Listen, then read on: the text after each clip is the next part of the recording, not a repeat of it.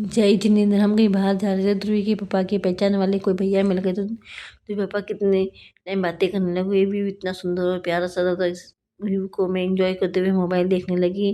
मुझे भी बहुत ही अच्छा लग रहा, सौंदे सौंदे थे ऊपर, व्यू तो बहुत ही सुंदर और प्यारा सा लग रहा था।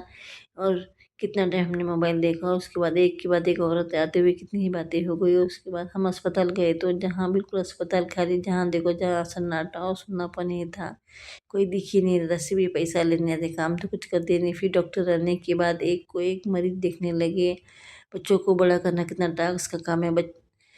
औरत की ज़िंदगी इसी में निकल जाए और फिर बच्चे बड़े हो जाए तो आपको ऐसे करके अलग ही हो जाते हैं। और फिर दूरी पापा एक दुकान पे गए, और फिर एक मोबाइल की दुकान पे गए जहाँ उनको मोबाइल कवर लेना था। और फिर उनको थोड़ी सी भूख लगी थी, तो वो एक होटल पे रुके। होटल इतनी गंदगी और इतनी बेकार दिख रही थी कि वहाँ तो पानी भी ना भाए। फिर भी दूरी पापा ने चाय और नाश्ता किया, उनको अच्छा लगा तो उन्होंने दोबारा से मांग के खाया। और फिर हम आगे निकले तो यहाँ गज्जक बन रही थी, ठंडी की मेन गज्जक तल और गुड़ को मिला के बहुत ही टेस्टी गज्जक बना रहे थे ये भैया। फिर हमने भी इसका नाश्ता किया, और फिर भैया गुड़ कूट कूट के तल में डाल रहे थे, और मोटरसाइकिल अपने आप वो गज्जक बना रही थी, बहुत ही अच्छी लगी। और फिर तो ये भाई को और पहचान किए वाले के यहाँ गए, तो वहाँ किचन का काम चालू था। पूरा घर अस्त व्यस्त बिखरा हुआ था, घर जैसा कुछ दिख ही नहीं रहता। जहाँ देखो जहाँ धूल मिट्टी और गंदगी ही गंदगी।